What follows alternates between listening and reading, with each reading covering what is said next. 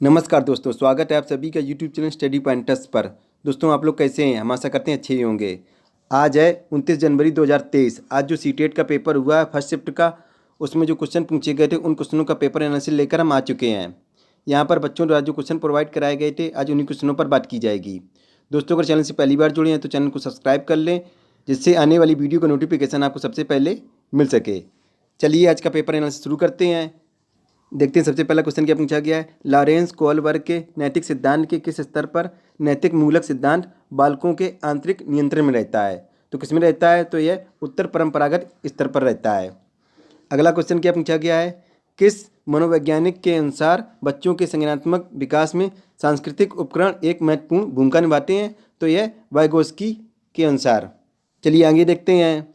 अगला क्वेश्चन क्या पूछा गया। निपुण भारत मिशन के कार्यान्वयन को कितने स्तरों में बांटा गया है? तो इसको 5 स्तरों में बांटा गया। कौन कौन से 5 स्तर थे? पहला था राष्ट्रीय स्तर, दूसरा था राज्य स्तर, तीसरा था जिला स्तर, चौथा था ब्लॉक स्तर और 5वां स्कूल स्तर। इन स्तरों को क्रम से याद रखें क्योंकि इनसे क्वेश्चन एग्जाम में बन सकता है, इनका क्रम पूछा जा सकता है। अगला क्वेश्चन क्या पूछा गया। पियाजे के अनुसार संज्ञानात्मक विकास के किस चरण पर बच्चा वस्तु स्थायित्व को प्रदर्शित करता है? तो ये संवेदी गामक अवस्था में करता है। तो ये संवेदी गामक अवस्था कब से कब तक की होती है? तो ये जन्म से 2 वर्ष तक की होती है। चलिए आगे देखते हैं। अगला क्वेश्चन क्या पूछा गया। निम्नलिखित में से कौन सा बीज नहीं है? तो इसमें नहीं पूछा गया है। पहला देखते हैं गेहूं, तो ये होता है। दूसरा काली मिर्च, ये भी होती है। तीसरा साबूदाना, तो ये नहीं होता है। और चौथा सौंफ, ये भी होता है। तो यहाँ पर पूछा गया था कौन सा नहीं, तो यहाँ पर हो जाएगा साबूदाना राइट आंसर। तो यहाँ पर देखते हैं गेहूँ, काली मिर्च, सौंफ ये बीज होते हैं क्योंकि इनसे पुनः नए पौधे की उत्पत्ति हो सकती है, जबकि साबूदाना बीज नहीं है क्योंकि यह साइकस नामक पौधे के तने से प्राप्त मंड से बनाया जाता है। चलिए आगे देखते हैं। अगला क्वेश्चन क्या पूछा गया। निम्नलिखित में से कौन सा कीट मधुमक्खियों की भांति कॉलोनी या बस्तियों में एक साथ नहीं रहता है? तो इसमें पूछा गया कि कौन सा नहीं रहता है एक साथ। तो यहाँ पर पहला देखते हैं ततैया और बर्रा, तो ये रहता है। दूसरा देखते हैं चींटी, तो ये भी रहता है। तीसरा ऑप्शन देखते हैं दीमक, तो ये भी रहता है। तो कौन सा नहीं रहता है? तो ये हो जाएगा मकड़ी। तो यहाँ पर राइट आंसर हो जाएगा मकड़ी। तो यहाँ पर देखते हैं मकड़ी मधुमक्खियों की भांति कॉलोनी में एक साथ नहीं रहती हैं, जबकि ततैया, बर्रा, चींटी तथा दीमक सामूहिक रूप से बस्ती में रहते हैं। चलिए आगे देखते हैं। अगला क्वेश्चन क्या पूछा गया। रीना आम पसंद करती है, वह इन्हें जाड़े के लिए संरक्षित करना चाहती है। निम्नलिखित में से कौन सा तरीका संरक्षण के लिए सर्वाधिक उपयुक्त है? तो कौन सा है तरीका? तो ये हो जाएगा अचार और आम पापड़ बनाना। अगला क्वेश्चन क्या पूछा गया। एस्किमो अपने घर इग्लू का निर्माण बर्फ से करते हैं, इसका क्या कारण है? तो इसका कारण है कि बर्फ की दीवारों के बीच मौजूद हवा अंदर की गर्मी को बाहर जाने से रोकती है। एस्किमो ध्रुवीय प्रदेशों में निवास करने वाली जनजातियां हैं जो बर्फ से अपने घरों का निर्माण करती हैं। इनके घरों को इग्लू कहा जाता है। चलिए आगे देखते हैं। अगला क्वेश्चन क्या पूछा गया। राष्ट्रीय पाठचर्या की रूपरेखा यानी एनसीएफ 2005 के अधिगम के रचनावादी उपागम पर बल देती है क्योंकि वह किस पर केंद्रित है? तो यह गतिविधियों में शामिल करते हुए शिक्षार्थियों की सक्रिय भागीदारिता पर केंद्रित है।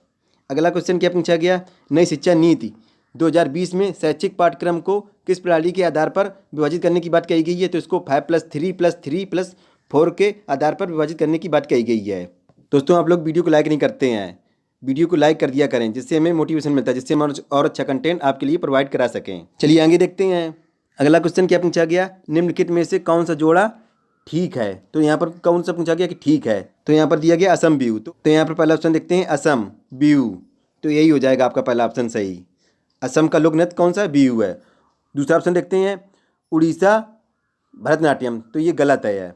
उड़ीसा का क्या होता है? उड़ीसा का होता है ओडिसी। तीसरा देखते हैं तमिलनाडु लावड़ी, तो ये भी गलत है।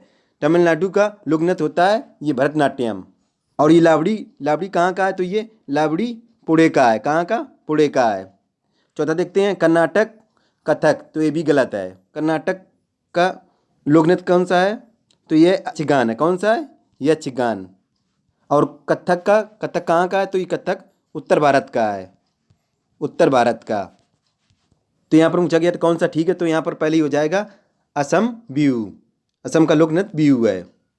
ओडिशा का हो जाएगा ओडिसी, तमिलनाडु का हो जाएगा भरतनाट्यम, लावड़ी का हो जाएगा पुणे, और कर्नाटक का यक्षगान, कथक का उत्तर भारत। और पूछा जाए कथकली कहाँ का नृत्य है तो ये केरल का हो जाएगा। और पूछा जाए कुचिपुड़ी तो कुचिपुड़ी आंध्र प्रदेश का है। इनको भी याद रखना है। चलिए आगे देखते हैं। अगला क्वेश्चन क्या पूछा गया, अरब सागर के कितने सटे हुए राज्य हैं? तो अरब सागर सटे हुए राज्य महाराष्ट्र हो गया, केरल, कर्नाटक, गोवा और गुजरात हो गया। अगला क्वेश्चन क्या पूछा गया था, शिलाओं से संबंधित प्रश्न पूछा गया था। तो यहाँ पर ये सभी स्टेटमेंट सही दिए गए हैं। पहला स्टेटमेंट देखते हैं, यह भालू जैसा दिखता है। दूसरा स्टेटमेंट देखते हैं, ये दिन के लगभग 17 घंटे वृक्षों की शाखाओं से उल्टे लटक कर सोता है। तीसरा स्टेटमेंट क्या था, यह जिस वृक्ष पर रहता है यह उसी की पत्तियां खाता है। चौथा, यह लगभग 40 वर्षों तक जीवित रहता है। तो शिलाओं से संबंधित एक स्टेटमेंट गलत दे दिया गया होगा। क्या दे दिया गया होगा कि ये दिन के लगभग 17 घंटे नहीं, वहाँ पर एग्जाम में दे दिया गया होगा 22 घंटे। तो यहीं पर आपका यही राइट आंसर हो जाएगा कि 22 घंटे नहीं होता है बल्कि 17 घंटे होता है। चलिए आगे देखते हैं। अगला क्वेश्चन क्या पूछा गया, डिसलेक्सिया किससे संबंधित है? तो यह पठन विकार से संबंधित है। आपके लर्निंग डिसेबिलिटी से क्वेश्चन रोजाना बन रहे हैं, इसलिए इनको जरूर देख कर जाएँ। अधगम अक्षमता से तो यहाँ पर देखते हैं डिस्ग्राफिया किससे संबंधित है? तो ये लिखने संबंधी विकार से संबंधित है। अगला देखते हैं डिसकैलकुलिया किससे संबंधित है? तो ये गलती संबंधी विकार से संबंधित है। डिस्फेजिया तो ये बोलने संबंधी विकार से होता है। डिस्प्रैक्सिया तो यह मानसिक विकार होता है। अगला क्वेश्चन क्या पूछा गया, मिजोरम में कौन सी भाषा बोली जाती है? तो इसमें मिजो भाषा बोली जाती है मिजोरम में। चलिए आगे देखते हैं। अगला क्वेश्चन क्या पूछा गया, गोलकुंडा किला कहाँ पर है? तो यह हैदराबाद में। हैदराबादी कहाँ पड़ता है? तेलंगाना में। अगर पूछा जाए कि गोलकुंडा का निर्माण किसने करवाया था? तो यह कुली कुतुब शाह ने करवाया था। अगला क्वेश्चन क्या पूछा गया, निपुण भारत मिशन का फुल फॉर्म क्या है? निपुण भारत मिशन से क्वेश्चन रोजाना 2-3 क्वेश्चन पूछे जा रहे हैं। निपुण भारत मिशन का एक हम सेपरेट वीडियो बना चुके हैं, जिसकी लिंक आपको डिस्क्रिप्शन बॉक्स में मिल जाएगी। वहाँ पर जाकर वीडियो को देख सकते हैं। निपुण भारत मिशन का क्या फुल फॉर्म है? तो निपुण का हो जाएगा नेशनल इनिशिएटिव, यहाँ पर EI होगा, यहाँ पर ये टाइपिंग मिस्टेक है। Initiative for proficiency in reading with understanding and numeracy. और अगर पूछा जाए कि निपुण भारत योजना कब शुरू हुई थी? तो यह 5 जुलाई 2021 को शुरू हुई थी। चलिए आगे देखते हैं। अगला क्वेश्चन क्या पूछा गया, 3.5 समकोणों में डिग्रियों की संख्या कितनी है? तो हो जाएगी 315 है। कैसे हो जाएगी? तो एक समकोण कितने अंश का होता है? तो यह 90 अंश का होता है। तो यहाँ पर पूछा गया 3.5 समकोण, तो हो जाएगा 3 सही 1/2 इंटू 90 अंश। कैसे हो जाएगा, 3 दूनी 6 1 7, तो कितना हो जाएगा 60/2 इंटू 90 अंश। तो कितना हो जाएगा, 2 से इसका भाग देंगे 90 में तो कितना हो जाएगा 45 दूनी 90। तो यहाँ इसका 7 को गुणा 45 में करेंगे कितना आ जाएगा? तो हो जाएगा 315 डिग्री। तो यही आपका राइट आंसर हो गया। चलिए आगे देखते हैं। अगला क्वेश्चन क्या पूछा गया, 509 और 3028 का योग कितना हो जाएगा? तो हो जाएगा 3537। कैसे हो जाएगा? पहले लिखेंगे कि 509 प्लस कितना पूछा गया है 3028, तो कितना हो जाएगा?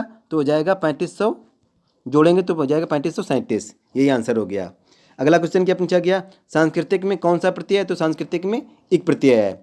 और अगर पूछा जाए कि सांस्कृतिक किस मूल शब्द से बना हुआ है? तो ये संस्कृत से बना हुआ है। चलिए आगे देखते हैं। अगला क्वेश्चन क्या पूछा गया, गणित में सरलीकरण, टेन हो गया, आयत, क्षेत्रफल, संख्या पद्धति, स्थानीय मान जाति मान से, परमाप, भिन्न, एलसीएम और एचसीएफ से संबंधित प्रश्न रोजाना पूछे जा रहे हैं, इसलिए इन टॉपिकों को जरूर देख कर जाना है। इनसे क्वेश्चन रोजाना बन रहे हैं। चलिए इसी के साथ आज का पेपर एनालिसिस कंप्लीट हुआ और आपको कैसा लगा हमें कमेंट बॉक्स में जरूर लिखकर बताएं। दोस्तों अगर वीडियो अच्छा लगा हो तो वीडियो को लाइक करें और अपने दोस्तों को शेयर करें। दोस्तों अगर चैनल से पहली बार जुड़े हैं तो चैनल को सब्सक्राइब कर लें और बेल आइकन के बटन को प्रेस करें, जिससे आने वाली वीडियो का नोटिफिकेशन आपको सबसे पहले मिल सके।